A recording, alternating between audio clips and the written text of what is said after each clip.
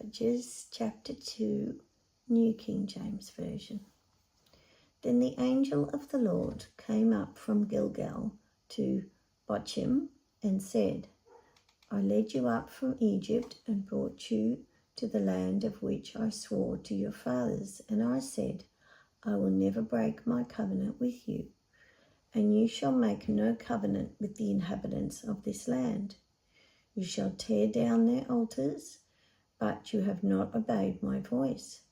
Why have you done this? Therefore I also said, I will not drive them out before you, but they shall be thorns in your side, and their gods shall be a snare to you. So it was, when the angel of the Lord spoke these words to all the children of Israel, that the people lifted up their voices and wept. Then they called the name of that place Bochim, and they sacrificed there to the Lord. And when Joshua had dismissed the people, the children of Israel went each to his own inheritance to possess the land. So the people served the Lord all the days of Joshua and all the days of the elders who outlived Joshua, who had seen all the great works of the Lord, which he had done for Israel.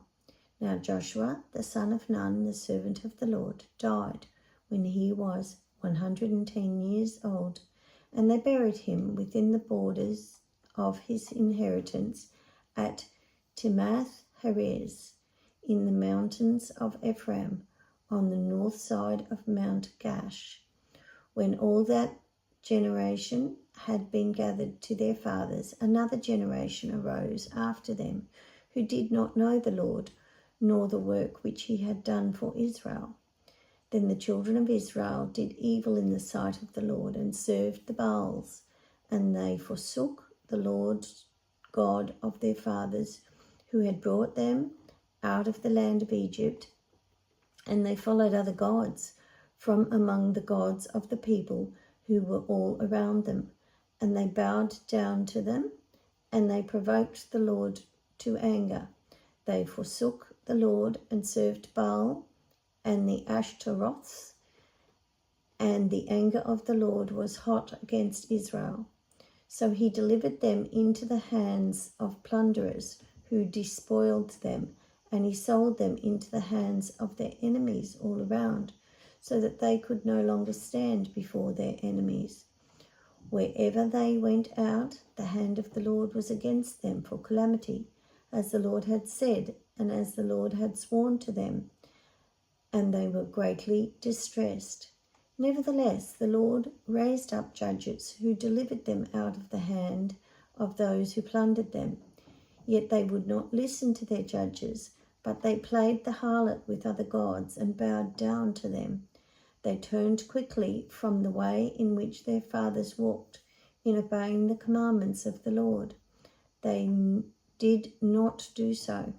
And when the Lord raised up judges for them, the Lord was with the judge and delivered them out of the hand of their enemies all the days of the judge.